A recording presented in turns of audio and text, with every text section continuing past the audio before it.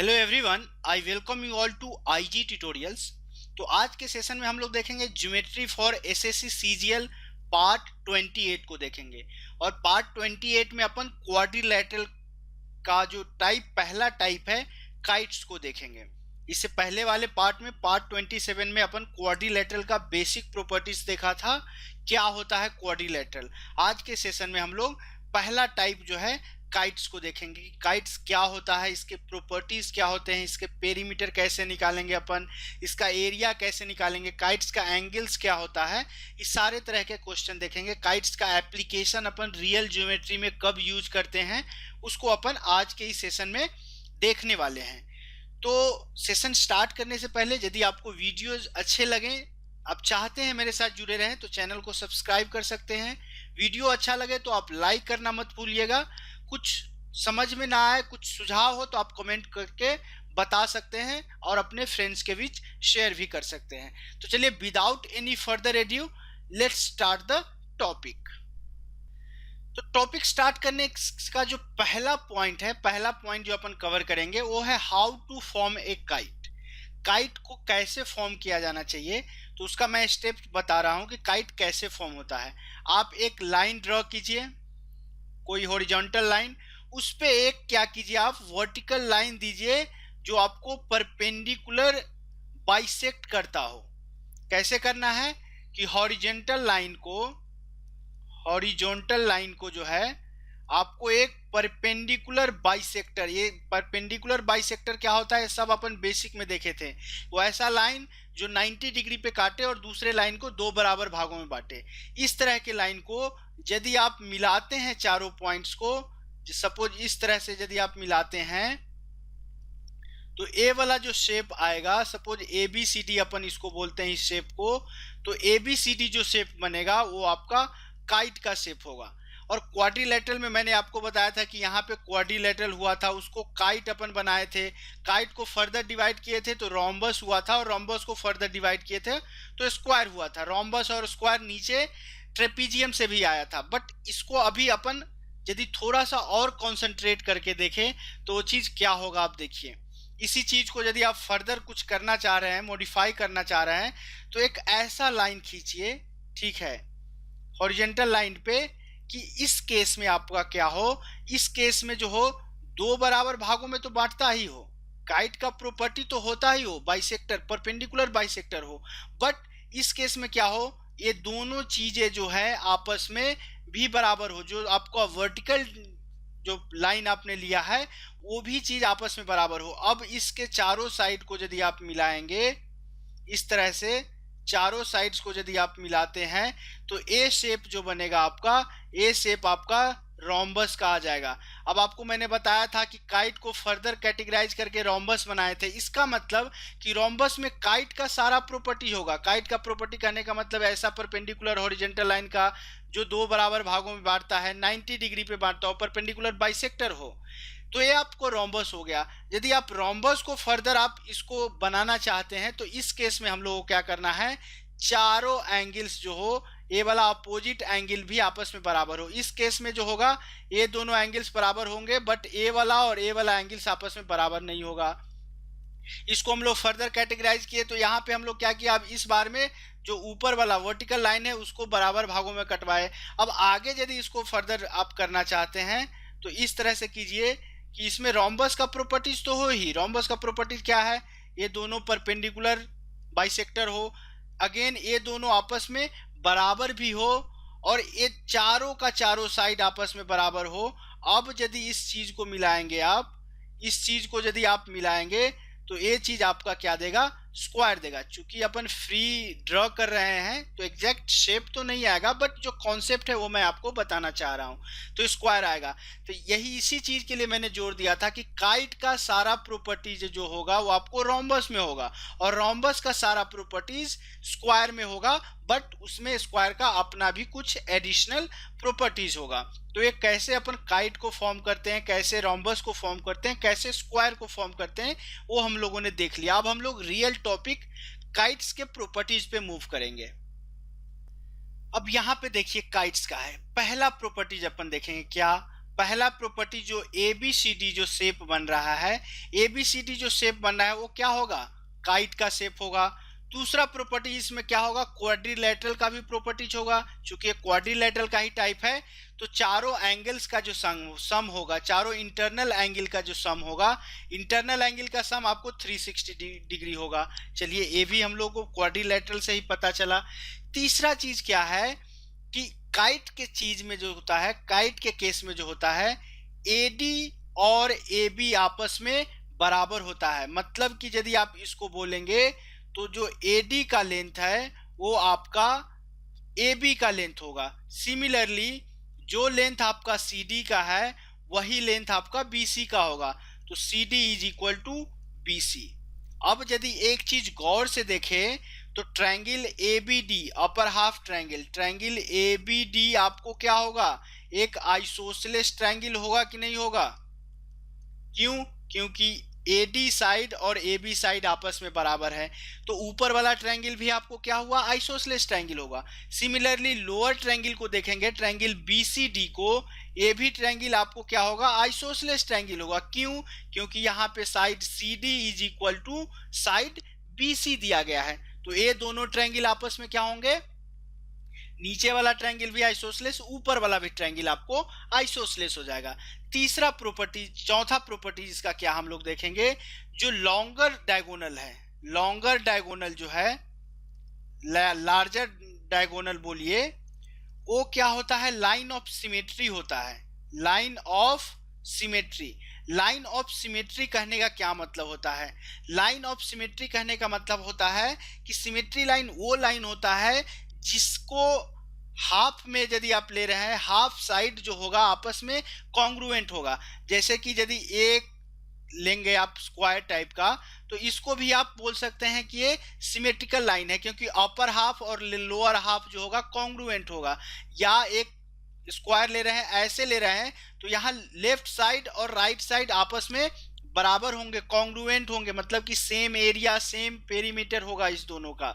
तो इसको अपन symmetry line बोलते हैं। इसका कहने का क्या मतलब होगा कि जो साइड है आपका, जो डायगोनल है ए सी क्या करेगा, काइट को दो इक्वल पार्ट में बांटेगा, 2 इक्वल पार्ट्स में बांट देगा। 2 इक्वल पार्ट्स कहने का क्या मतलब हुआ कि यहाँ पे जो ट्रायंगल आप ले रहे हैं, triangle A D C, triangle A D C will be equal to triangle A B D, right side वाला triangle A B C, sorry, triangle A D C, जो ए वाला ट्रायंगल है आपको और ए वाला ट्रायंगल कॉन्ग्रुएंट होगा। Congruent कहने का मतलब कि दोनों ट्रायंगल का एरिया भी आपस में बराबर होगा। ये आपका चौथा प्रॉपर्टीज था काइट का। जस्ट छोटा छोटा प्रॉपर्टी है, उसको आपको ध्यान में रखना है। चलिए अब हम लोग पांचवा प्रॉपर्टी को देखते हैं। पांचवा प्रॉपर्टी मैंने क्या बताया था कि जो AC है वो BD को क्या करता है, बाइसेक्ट करता है। बाइसेक्ट करता है कैसे, परपेंडिकुलर पे बाइसेक्ट करता है। मतलब कि जो इसको दूसरे भाषा में बोला जाए तो AC जो है वो BD का परपेंडिकुलर बाइसेक्टर है, AD जो है बाइसेक्टर है। इसका कहने का क्या मतलब हुआ कि यहाँ भी 90 डिग्री, यहाँ भी 90 डिग्री, सिमिलरली ए भी 90 डिग्री, ए भी 90 डिग्री।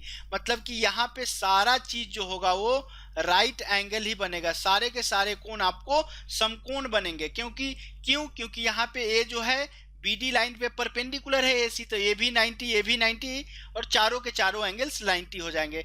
जब से ही बोला मैंने परपेंडिकुलर बाइसेक्टर, इसका कहने का मतलब ये दोनों साइड, यदि इसको अपन O ले तो जो साइड OD का लेंथ होगा वही साइड OB का लेंथ होगा। ये आपका पांचवा प्रॉपर्टी है। छठा प्रॉपर्टी यदि आप देखेंगे तो छठा प्रॉपर्टी इसका क्या बोलता है उसको आप ध्यान से देखिए। छठा प्रॉपर्टीज है कि जो आपका एरिया के केस में ले या छठा प्रॉपर्टीज को आप किसी और केस में लेते हैं तो क्या होता है, छठा प्रॉपर्टी को अपन देखेंगे। तो चलिए छठे को अपन एंगल से रिलेटेड प्रॉपर्टीज देख लेते हैं। एंगल प्रॉपर्टी क्या होता है, एंगल प्रॉपर्टी देखेंगे इसका।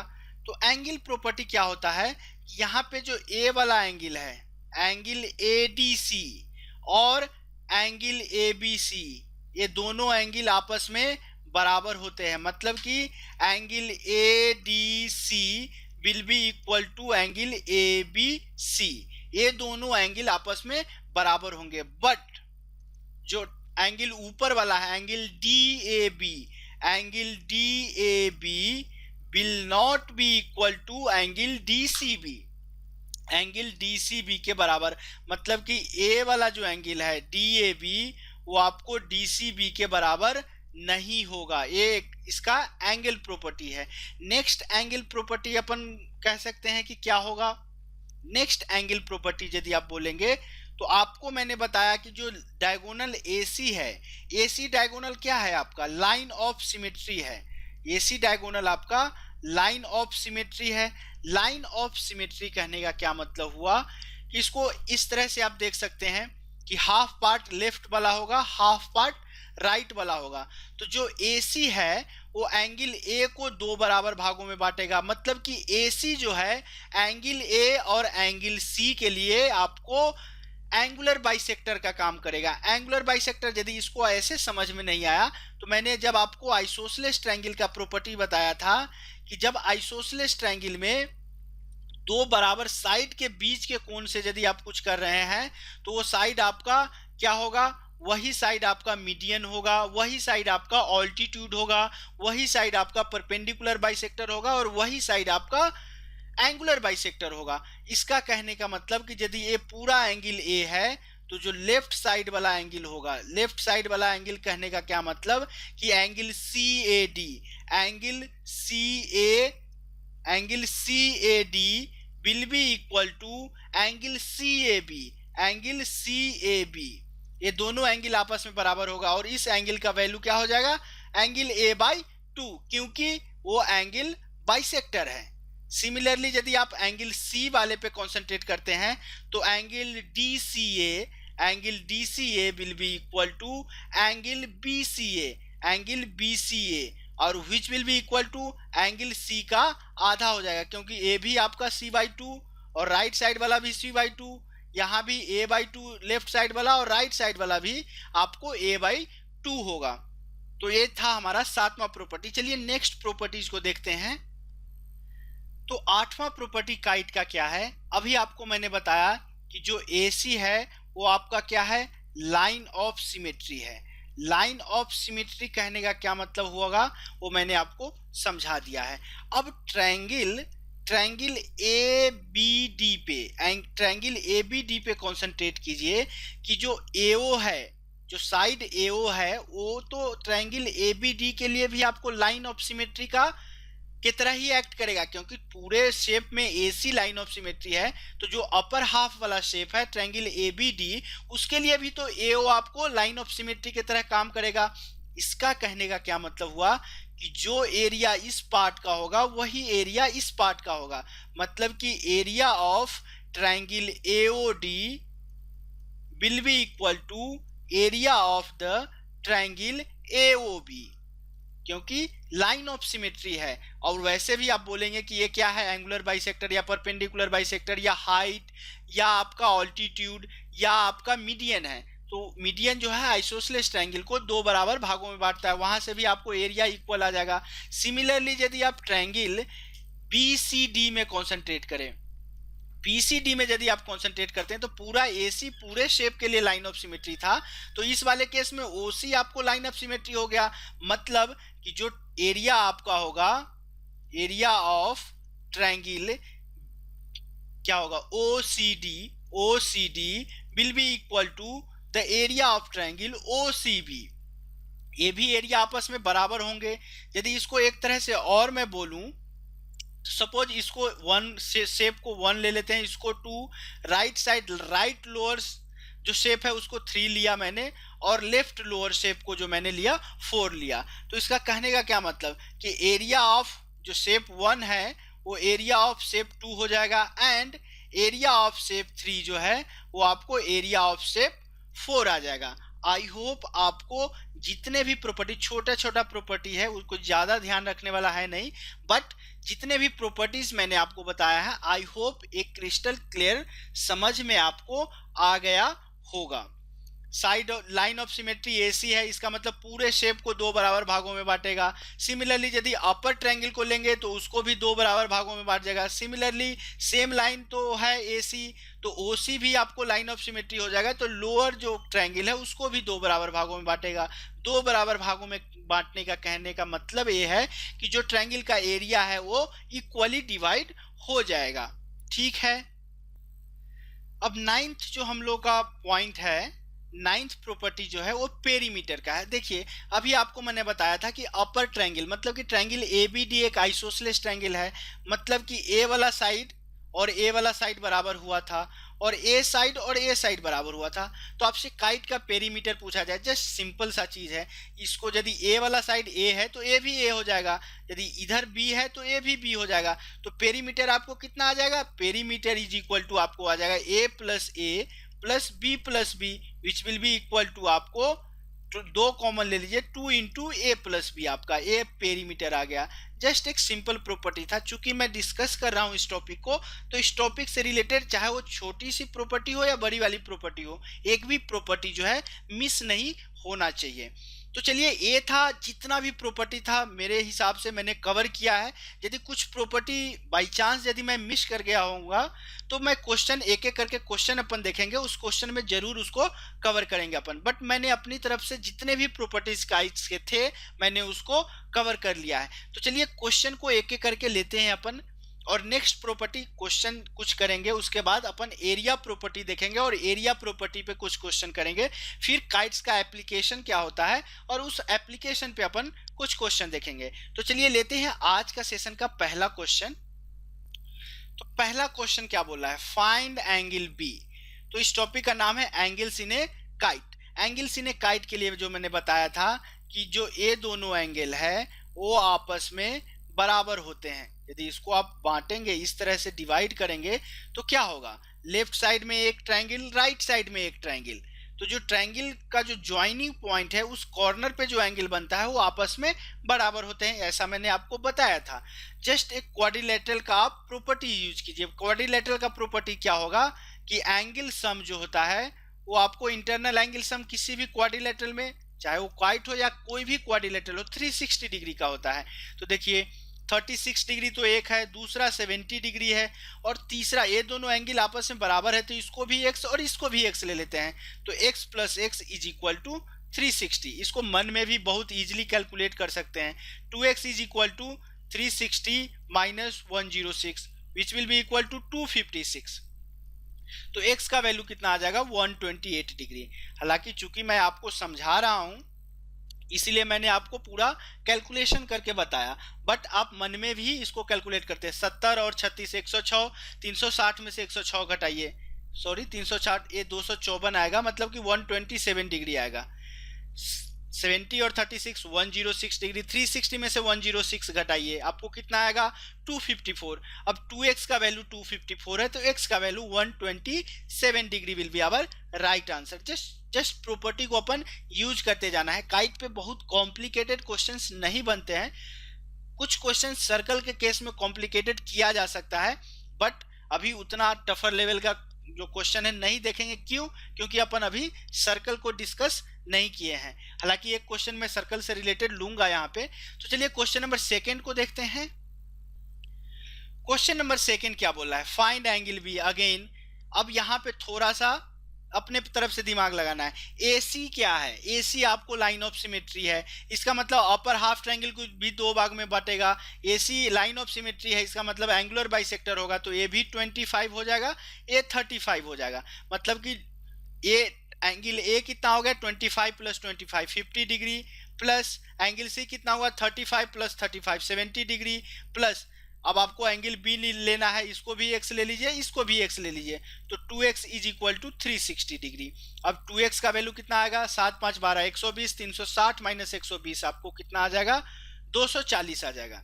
360 माइनस 120 करेंगे तो आपको कितना आ जाएगा 240, तो x का वैल्यू कितना आ जाएगा 120 डिग्री। तो यहाँ पे आपसे पूछा क्या गया था एंगल B, और एंगल B को हम लोगों ने x लिया था, तो इसका राइट आंसर क्या आ जाएगा आपको 120 degree will be our right answer. चलिए एग्जाम्पल थर्ड को लेते हैं अपन। तो चलिए एग्जाम्पल थर्ड क्या बोला है, in a kite shape angle DCB is equal to 36 degree, angle DCB is equal to 36 degree, and angle DAB is equal to 124 degree, AD is equal to 7 centimetre, okay, DC is equal to 13 centimetre. Find all the missing angles and side. आपसे missing angles and side पूछा गया है. अब kite का property है कि A वाला side और A वाला साइड आपस में बराबर होता है, तो साइड AB का लेंथ 7 सेंटीमीटर. बहुत इजी क्वेश्चन है, हालांकि इस पे टफर लेवल का क्वेश्चन बनाना मुश्किल है, बट चूंकि हम लोग को ये वाला टॉपिक कवर करना था तो जरूर मैं कुछ क्वेश्चन आप लोग करवाऊं. तो अब देखिए साइड DC और साइड CD आपको दिया है 13 सेंटीमीटर, तो साइड BC क्या हो जाएगा, ये भी आपको 13 सेंटीमीटर होगा, ओके. अब साइड से रिलेटेड चीज तो हम लोगों ने कर लिया. अब आपको एंगल्स के बारे में पूछा गया है. अब देखिए ए वाला एंगल्स क्या दिया है 124 डिग्री, ए वाला एंगल आपको 36 डिग्री. तो आपको पता है कि किसी भी क्वाड्रिलेटरल में चारों इंटरनल एंगल का सम 360 डिग्री होता है, ओके.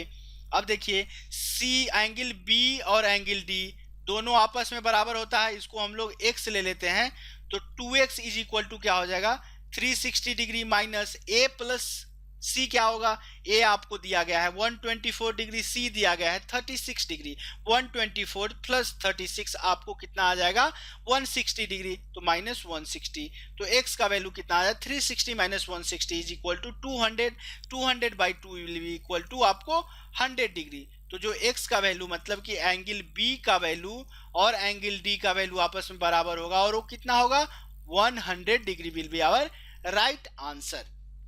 तो चलिए अब हम लोग देखेंगे एरिया प्रॉपर्टी को, कि एरिया प्रॉपर्टी में हम लोग को कैसे एरिया के साथ डील करना है, काइट का एरिया अपन कैसे निकालेंगे.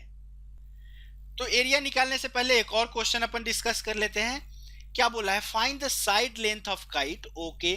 काइट का साइड लेंथ निकाला है. यहाँ पे क्या बोला गया, AE is equal to 4 centimetre, मतलब AE 4 दिया गया है. BE इज इक्वल टू 4, मतलब कि A वाला साइड आपको भी 4 दिया गया है. And CE is equal to 8. CE कहने का मतलब कि इतना भाग आपको 8 सेंटीमीटर दिया गया है. तो आपसे पूछ रहा है साइड लेंथ ऑफ काइट, मतलब कि A वाला साइड कोई निकाल लीजिए और A वाला साइड निकाल लीजिए, ठीक है. AB या AD में से कोई भी निकल गया तो दोनों तो आपस में बराबर होगा. सिमिलरली BC या CD में से कोई एक निकल गया और BC CD आपस में बराबर होंगे. अब देखिए यहाँ पे थोड़ा सा आपको देखना है, चूंकि जो बड़ा वाला डायगोनल है AC जो है छोटे वाले डायगोनल को दो बराबर भागों में परपेंडिकुलर, मतलब कि AC जो है परपेंडिकुलर बाइसेक्ट करता है BD को, तो ए वाला चीज एंगल आपको कितना 90 डिग्री. अब देखिए ए साइड 4, ए साइड बी 4 दिया गया है, सॉरी, तो 90 के सामने वाला साइड ए भी आपको हाइपोटेन्यूस हो जाएगा. हाइपोटेन्यूस कहने का क्या मतलब होगा कि P square plus B square is equal to H square. तो ए बी का वैल्यू आपको कितना आ जाएगा under root 4 square plus 4 square कितना आ जाएगा 32. इसको अपन 4√2 बोलेंगे. तो ए बी का लेंथ भी 4√2 आ गया, इसका मतलब ए डी का भी आपको 4√2 ही होगा. अब आप बी सी पे देखिए, सी का लेंथ 8 दिया गया है, तो ए भी तो आपको 90 डिग्री, ई पे भी तो आपको 90 डिग्री का एंगल बनेगा. बीई 4 है, सीई 8 है, इसका मतलब बीसी का आप लेंथ निकाल सकते हैं कैसे, 8 का स्क्वायर प्लस 4 का स्क्वायर. 8 का स्क्वायर कितना होगा 64 प्लस 4 का स्क्वायर 16, मतलब 64 प्लस 16 80. 80 को आप बोल सकते हैं 4 चौका 16 पंचे 80, तो 4√5. तो जो साइड लेंथ हुआ BC का ये आपको 4√5. तो सिमिलरली CD भी आपको 4√5 सेंटीमीटर हो जाएगा, ठीक है. तो ये दोनों साइड आपसे पूछा गया था बहुत इजीली. जस्ट आपको पाइथागोरियन ट्रिपलेट्स बोलिए या पाइथागोरियन प्रमेय जो बोलते हैं, पाइथागोरस जो थ्योरम है पाइथागोरस का, वो आपको लगाना था. अब हम लोग नेक्स्ट एरिया प्रॉपर्टी पे मूव करेंगे. अब देखिए आपको एरिया ऑफ ए काइट से हम लोग का इसका काइट का प्रॉपर्टी नंबर 10 है. एरिया ऑफ काइट आप कैसे निकाल सकते हैं. एरिया ऑफ काइट, काइट का आपको विड्थ दिया गया है. विड्थ कहने का क्या मतलब कि आपको AC का लेंथ दिया गया है, और हाइट कहने का मतलब BD का लेंथ दिया गया है. या आप इसको बोल सकते हैं ये आपका डायगोनल पहला डायगोनल है, और इसको बोल सकते हैं आप कि दूसरा डायगोनल है. अब हाइट विड्थ बोलिए या डायगोनल बोलिए, दोनों चीजें सेम ही होगी, ठीक है. अब आपको एक चीज पता है कि ये दोनों साइड जो होगा आपस में बराबर होते हैं, परपेंडिकुलर बाइसेक्ट करता है, यहाँ पे 90 डिग्री का एंगल बनेगा। तो एक चीज तो आप जैसे ही 90 डिग्री का एंगल बना तो ट्रायंगल एबीसी में आप गौर कीजिए, ट्रायंगल एबीसी क्या आपको बेस मिल गया, बेस आपको क्या है, बेस आपको एसी मिल गया। अब हाइट भी तो मिल गया क्योंकि यहाँ 90 डिग्री हो रहा है, तो आपको हाइट भी मिल गया। हाइट कितना मिला आपको, हाइट मिल गया आपको बी डी बाई टू, चूंकि दो बराबर भागों में बटेगा तो हाइट आपको बी डी बाई टू तो मिल गया। ओके, तो चूंकि आपको पता है कि एसी लाइन ऑफ सिमेट्री होता है, मतलब कि ट्रायंगल को दो बराबर भागों में बांटता है। तो यदि आपको पूरे शेप का एरिया निकालना है, एरिया ऑफ काइट निकालना है, तो किसी एक ट्रायंगल का एरिया निकालिए। किसी एक ट्रायंगल का एरिया क्या होगा, 1/2। चलिए एसी का लेंथ आपने कितना लिया है, D1 लिया है, डायगोनल 1 लिया है, या आप इसको W भी बोलिए, यहाँ पे W लिया है, गुना वो 1/2 गुना आधार गुना ऊंचाई। ऊंचाई को आपने क्या लिया है, BD/2। कहने का मतलब कि ये कितना हो जाएगा, D2/2, और उसको 2 से गुना कर देंगे। एक ट्रायंगल के एरिया को 2 से गुना करेंगे तो आपको पूरे काइट का एरिया आ जाएगा। 2 और 2 कट गया। अब देखिए, अब आपको एरिया कितना आया, D1 D2 बोलिए, 1/2 D1 D2 बोलिए, या आप इसको बोल सकते हैं यदि विड्थ और हाइट के सेंस में दिया गया है तो 1/2 इंटू विड्थ इंटू हाइट। हालांकि मैं इसको सजेस्ट करूंगा कि ये वाला फॉर्मूला आप याद मत कीजिए, क्योंकि आपको जस्ट बेसिक फॉर्मूला आपको ट्रायंगल का ही निकालना है। ट्रायंगल का जो एरिया होता है वही आपका बेस है। क्या हुआ, परपेंडिकुलर डाला, आधा ट्रायंगल का एरिया निकाल लिए, क्योंकि आपको हाइट और बेस दोनों पता है। उसको डबल कर दिए तो आपको पूरे काइट्स का एरिया निकल गया। तो ये आपका एरिया ऑफ काइट्स है, ठीक है। बट इसको यदि आप एक सिमेट्री से सोचे तो इसको अपन एक और वे में एरिया निकाल सकते हैं। हालांकि ये चीज उतना इंपॉर्टेंट नहीं है, बट मैं आपको बताता हूं कि सिमेट्री से सोचेंगे तो काइट्स का एरिया कैसे निकाल सकते हैं अपन। क्या सिमेट्री कहने का क्या मतलब, मैंने क्या आपको बताया था कि एसी जो है लाइन ऑफ सिमेट्री है। तो अभी अपर ट्रायंगल पे आप गौर कीजिए, अपर ट्रायंगल कुछ आपका इस तरह से जा रहा है, इस तरह से आपको अपर ट्रायंगल, ठीक है। अभी ए वाला पोर्शन पे ही अपन कंसंट्रेट कर रहे हैं। चूंकि आपको पता है कि एसी लाइन ऑफ सिमेट्री है, मतलब कि ए वाला पोर्शन और ए वाला पोर्शन आपको बराबर होता था। तो इस जो lower triangle, lower left triangle है, उसको यदि आप घुमा करके ले जाएंगे तो इस तरह से कुछ, यदि इसको आप घुमा करके ले जाते हैं तो इस तरह से कुछ आपको ये ट्रायंगल फिट होगा। क्यों, क्योंकि ये वाला ट्रायंगल इसके ट्रायंगल और ये वाला पोर्शन यहाँ पे था, यही चीज आपको यहाँ पे था कि नहीं, यही वाला चीज ट्रायंगल यहाँ पे था। तो इस ट्रायंगल को आपको रोटेट करके यहाँ ले गए। सिमिलरली आपको एक पार्ट तो ऐसा ही दिया गया है काइट को, तो जो ये वाला पार्ट है उसको रोटेट करके यदि आप ले जाते हैं तो ये क्या होगा, डायगोनल वाला पार्ट, और इस तरह से आपको काइट का शेप आ जाएगा। मतलब कि लोअर पार्ट तो गया, आपने क्या किया, जो लोअर पार्ट था उसको भी आपने अपर पार्ट में शिफ्ट कर दिया। तो इसका ब्यूटी देखिए क्या हो रहा है कि इस पूरे चीज को आपने क्या लिया था, D1 लिया था, या आपने इसको W भी लिया था, और इतना चीज को आपने क्या किया था, चूंकि पूरा चीज आपको हाइट था तो ए वाला चीज क्या, पूरा BD को आपने हाइट लिया था, तो BO कितना होगा आपको, हाइट का आधा हो जाएगा। तो ये हाइट आपको क्या हो जाएगा, h/2। तो अब आप गौर से देखेंगे, यदि आप इसको PQRS एक शेप ले लीजिए, नया शेप PQRS, तो आप गौर से देखिए कि PQRS जो है ये आपका एक रेक्टेंगल बना, और रेक्टेंगल का एरिया क्या होता है, रेक्टेंगल का एरिया होता है लेंथ इंटू विड्थ। तो लेंथ क्या है, D1, और विड्थ कितना है, D2 के केस में लेंगे तो ये आपको D2/2 आ जाएगा। तो ये कितना हो जाएगा, D2/2। या यदि आप विड्थ और हाइट के सेंस में लेंगे तो ये क्या हो जाएगा, विड्थ इंटू हाइट का आधा ही तो रेक्टेंगल का हाइट हो रहा है। इसको आप बोल सकते हैं 1/2 D1 इंटू D2, या इसको बोल सकते हैं 1/2 विड्थ इंटू हाइट। तो ये जस्ट सिमेट्री से भी आप इस चीज को समझ सकते हैं कि यदि आप लोअर पार्ट को अपर में शिफ्ट करेंगे तो एक रेक्टेंगल बनेगा, बट उस रेक्टेंगल का विड्थ तो सेम होगा, लेंथ तो सेम होगा, बट जो आपका हाइट है वो हाइट आपका आधा हो जाएगा। जस्ट एक कॉन्सेप्ट था, हालांकि एरिया निकालने में उतना पंगा करने की जरूरत भी नहीं है। आप फार्मूला भी इसका मत याद रखो, ठीक है। जस्ट ट्रायंगल का जो बेसिक फार्मूला है, area is equal to 1/2 into base into height, उस पे ही आप कॉन्सेंट्रेट कीजिए। चलिए एरिया पे कुछ क्वेश्चन अपन देख लेते हैं। तो क्वेश्चन नंबर 5 और एरिया का पहला क्वेश्चन क्या बोला है, find the area of a kite whose height and width is 8 and 14 centimetre. Height दिया गया है, मतलब कि ये वाला चीज आपको 8 दिया गया है, विड्थ दिया गया है 14, तो ये लेंथ आपको 14 दिया गया है।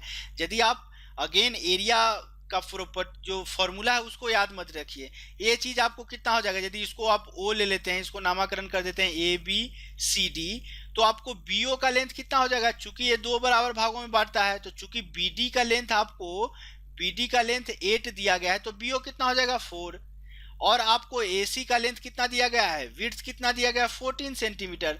तो एक ट्रायंगल, अपर ट्रायंगल का एरिया निकाले तो टोटल काइट का एरिया क्या हो जाएगा, एक ट्रायंगल का एरिया है 1/2 इंटू बेस 14 गुना हाइट 8, और उसमें डबल कर देंगे तो काइट का एरिया ए से ए गया। ठीक है, 14 गुने 8 नहीं 4 होगा। क्यों, क्योंकि इस केस में आपको जो हाइट है वो 4 ही आएगा, क्योंकि अभी आप कॉन्सेंट्रेट कर रहे हैं ट्रायंगल ए बी सी पे। तो इसको 2 से 2 कट गया। काइट का जो एरिया आया, काइट का एरिया कितना आया, 14 चौका 56, मतलब 56 centimetre square will be the area of this kite. यदि आप फॉर्मूला याद रखते हैं तो फॉर्मूला क्या होता है, area of kite is equal to, इसका फॉर्मूला क्या होता है 1/2 इंटू प्रोडक्ट ऑफ डायगोनल, तो 1/2 इंटू प्रोडक्ट ऑफ डायगोनल बोलिए, या 1/2 इंटू विड्थ इंटू हाइट। तो प्रोडक्ट ऑफ डायगोनल, पहला डायगोनल कितना है 14 है, दूसरा डायगोनल कितना है 8 है, 2 से 8 को काटिए, 4 टाइम्स 14 चौका 56, 56 centimetre square will be our right answer. तो ये था हमारा क्वेश्चन नंबर 5। अब क्वेश्चन नंबर 6 को देखेंगे, ये भी एरिया से रिलेटेड ही है। क्वेश्चन नंबर 6 क्या बोला है, find the second diagonal of A kites which first diagonal is 15 centimetre and the area of that kite is 58.5 centimetre square.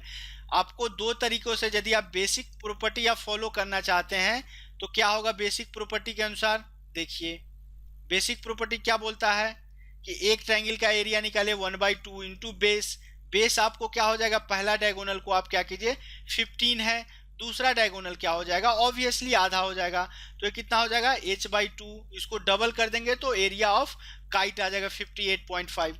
यदि आप चाहते हैं फॉर्मूला यूज करें तो एरिया ऑफ काइट क्या होता है, एरिया ऑफ काइट हमने अभी देखा था 1/2 इंटू d1 इंटू d2 होता है। ओके, एरिया ऑफ काइट कितना दिया गया 58.5 centimetre is equal to 1/2 into d1 का वैल्यू आपको 15 दिया गया है, d2 का वैल्यू हम लोग उसे फाइंड आउट करना है। ओके, 15 से यदि इसको आप काटेंगे तो 15 तिहाई 45, 13 आया 135, 15 नमा 135 आ जाएगा। ठीक है, 15 9 जार कितना होता है आपको 135 होता है, तो d2 का वैल्यू आपको कितना आ जाएगा 3.9 into 2, 3.9 into 2 will be equal to 7.8 centimetre. So what will be the length of the second diagonal of that kite, 7.8 centimetre will be our right answer. तो ठीक है, ये क्वेश्चन नंबर 6 था हम लोग का। अब हम लोग देखेंगे एप्लीकेशन ऑफ काइट्स।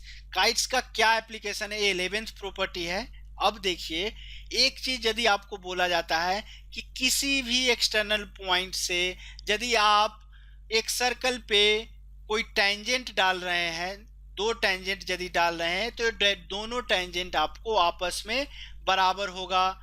तो इसको यदि आप पी क्यू आर लेते हैं, मतलब कि पॉइंट पी से सर्कल पे आपने टेंजेंट डाला पी क्यू और दूसरा टेंजेंट डाला आपने पी आर, तो क्या होगा P Q is equal to P R होगा। एक चीज आप देखिए, ये सेंटर ऑफ सर्कल ओ है, इसका मतलब कि जब आप टेंजेंट को क्या कर रहे हैं सेंटर से मिला रहे हैं तो ये चीज क्या हो जाएगा रेडियस हो जाएगा। ये वाला चीज आपको क्या होगा O Q radius, O R भी आपको रेडियस। तो ये चीज देखिए यहाँ पे क्या एक काइट के प्रॉपर्टीज को फॉलो कर रहा है, अभी तक नहीं कर रहा है। अभी तक हम लोगों ने केवल क्या किया, जो राइट ट्रायंगल है, राइट साइड का हाफ ट्रायंगल है, दोनों जो ओ क्यू और ओ आर आपस में बराबर हो गया है। सिमिलरली लेफ्ट साइड का जो 2 ट्रायंगल है आपका बन रहा है, पी क्यू और पी आर आपको बराबर हो गया। बट काइट का एक और प्रॉपर्टी है, वो प्रॉपर्टी क्या है कि यदि इसको आप एस ले लेते हैं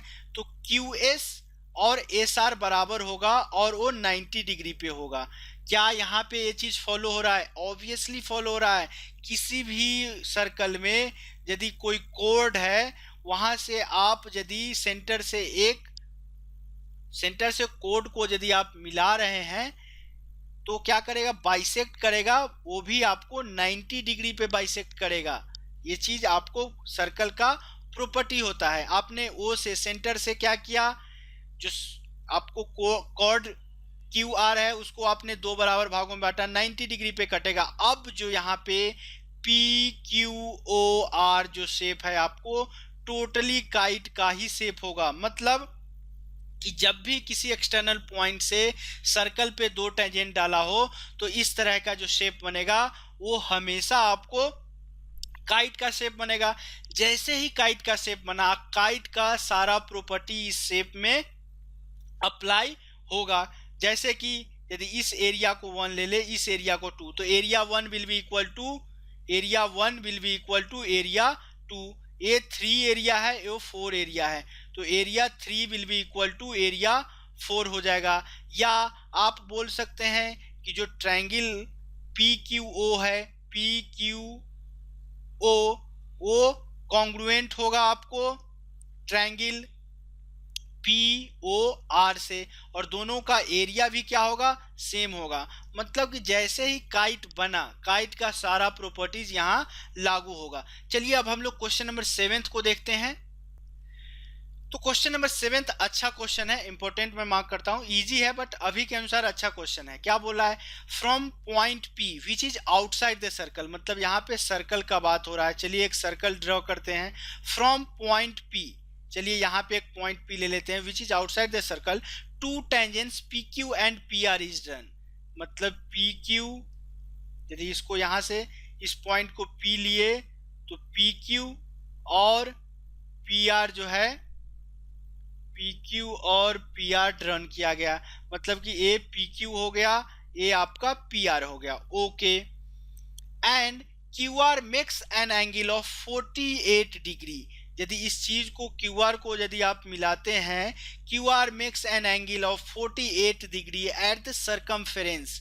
कहीं भी सरकमफेरेंस पे यदि आप ले लीजिए एक पॉइंट, तो यहाँ पे क्या बोल रहा है कि जो क्यू आर है वो सरकमफ्रेंस पे 48 डिग्री का एंगल बना रहा है।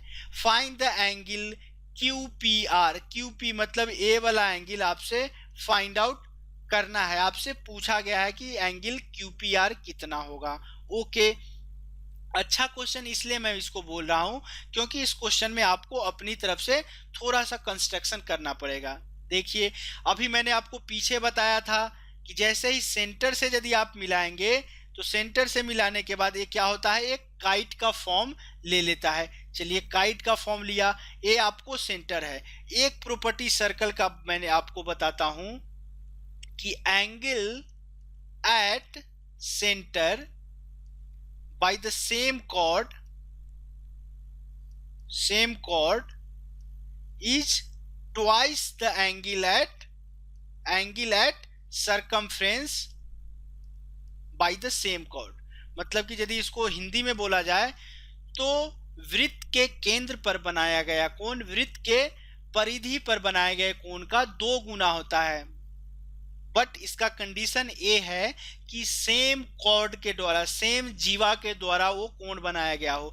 यहाँ पे क्यू आर जो है, सेम कॉर्ड से आप सरकमफ्रेंस पे 48 डिग्री का बना रहे हैं एंगल, तो सेम कॉर्ड क्यू आर से आप जो सेंटर पे एंगल बनाएंगे, सेंटर पे क्या हो जाएगा? 48 का डबल, मतलब कि 96 डिग्री का एंगल आपको सेंटर पे बन जाएगा। ओके, अब थोड़ा सा और आपको दिमाग लगाना है।